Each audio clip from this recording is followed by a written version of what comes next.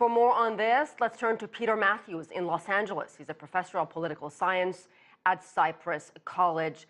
Professor, what is your biggest takeaway from this report and what we've seen in the last 24 hours from the Democrats basically subpoenaing a full, unredacted report?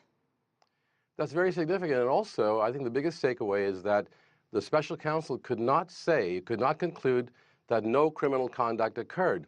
He could not conclude that no criminal conduct occurred, especially for obstruction of justice. That's extremely important because that's the charge that brought down President Nixon, obstruction of justice, back in 1970 when the Watergate affair, 73 when it occurred, Watergate. So this is very important that obstruction of justice charge has not been cleared fully. And in fact, Special Counsel Mueller actually asked the Congress, basically he said that Congress can investigate, and he implied that they should investigate further to see if there are any impeachable offenses through the obstruction of justice possibility. That's very important. And the report says Trump did attempt to interfere with the special counsel's investigation.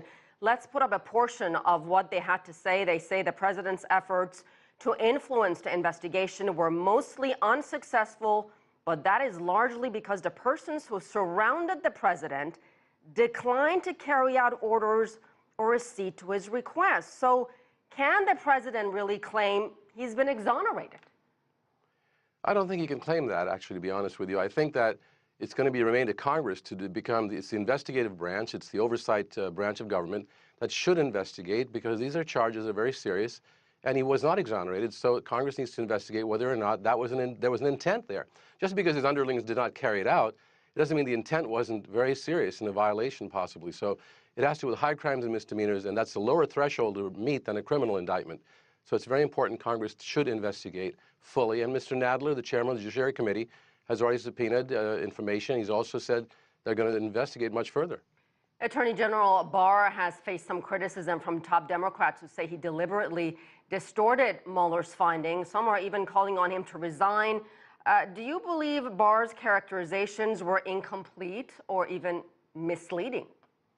I think they were both incomplete and misleading, because he seemed to say that there's no collusion whatsoever, and therefore, and he didn't even mention obstruction of justice. He says the president has completely been exonerated, basically, implying that, and I think that was very misleading, especially when millions of people are watching it around the world. At that time, it gave the wrong impression, and it certainly seemed to conflict or was not consistent with the Mueller report when it finally was released with some redactions. There was a conflict between what was fully in the Mueller report and what Attorney General Barr came out and put forth on the very first day, which really was an impactful day. Is this report, Professor Mathews, really going to change any minds here? I mean, certainly reaction has been rather predictable along partisan lines. It has been predictable, but there's also a large number of Americans out there who are not that well informed about all of this. And so they might actually look into it further, especially if the Congress starts investigating and more information starts coming out. There are people who can be persuaded. And don't forget, Mr. Trump did not win a majority of the popular vote. It only takes about 3 states to switch over with a few thousand voters for him to lose the next election. So it's very important that this report came out, but it needs to be completely investigated more further, and that could actually have an impact on some of public opinion. Professor Peter Mathews joining us live from Los Angeles. Thank you, sir.